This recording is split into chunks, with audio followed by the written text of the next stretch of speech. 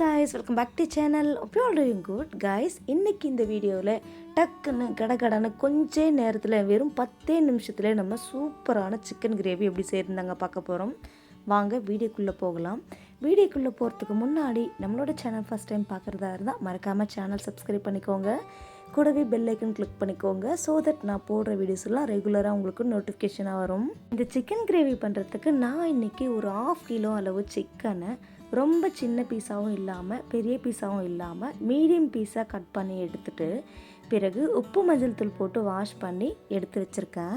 அதுதான் stove on பண்ணி கடாயில் கொஞ்சம் அதிகமாகவே நல்லெண்ணெயோ அல்லது கடலெண்ணெயோ சேர்த்து சூடு பண்ணிக்கோங்க.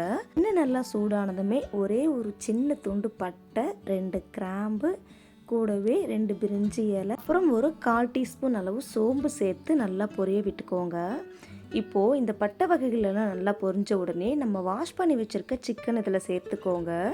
கூடவே தேவையான அளவு கல்லுப்பு, அப்புறம் ஒரு கொத்து கருவேப்பிலையை சேர்த்து இந்த சிக்கனை எண்ணெயிலேயே ஒரு 2 நிமிஷத்துக்கு நல்லா வதக்கி விட்டுக்கோங்க.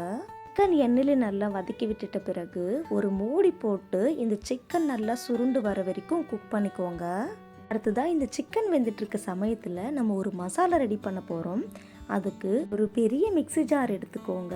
இப்போ இதில் ரஃப்பாக கட் பண்ணின 2 பெரிய வெங்காயத்தை சேர்த்துக்கோங்க.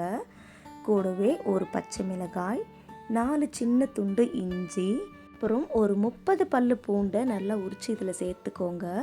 சிக்கன் கிரேவிக்கு அல்லது எந்த நான்வெஜ் செஞ்சாலுமே இஞ்சி கம்மியாக சேர்த்துட்டு பூண்டு அதிகமாக சேர்க்கும்போது கிரேவி ரொம்ப டேஸ்டியாக இருக்குங்க. இது கூடவே ஒரு 4 மீடியம் சைஸ் தக்காளியை ரஃப்பாக கட் பண்ணி சேர்த்துக்கோங்க. அப்புறம் ஒரு மீடியம் சைஸ் தேங்காவை உடைச்சி அதோட பாதி மூடி தேங்காவை மட்டும் இந்த மாதிரி ஸ்லைஸாக கட் பண்ணி சேர்த்துக்கோங்க. இது கூடவே ஒரு 1/4 டீஸ்பூன் அளவு சோம்பு, 2 சின்ன துண்டு பட்டை, 3 கிராம்பு, 2 ஏலக்காய், கொஞ்சமாக கொத்தமல்லி சேர்த்து இந்த மாதிரி நல்லா ஃபைன் பேஸ்ட்டாக அரைச்சி எடுத்துக்கோங்க.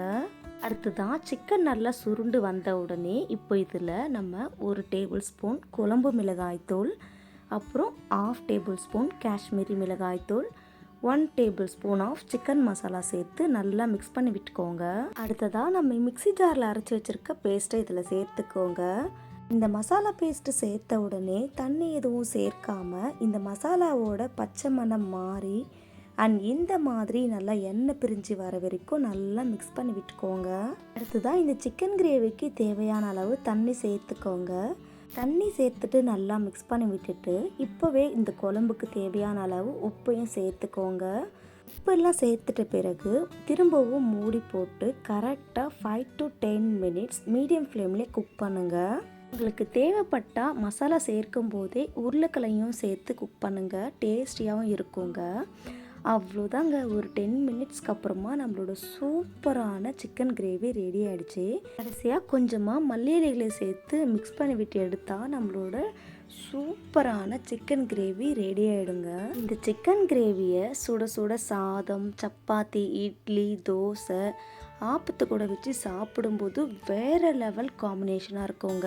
ஸ்பெஷலி எங்கள் வீட்டில் மோஸ்ட் ஆஃப் த டைம்ஸ் இந்த மாதிரி சிக்கன் கிரேவி தாங்க வைப்பாங்க. டேஸ்ட் அவ்வளோ ஒரு அட்டகாசமாக இருக்குங்க. கண்டிப்பாக இந்த வீடியோவை சேவ் பண்ணி வச்சுட்டு ட்ரை பண்ணி பாருங்கள்.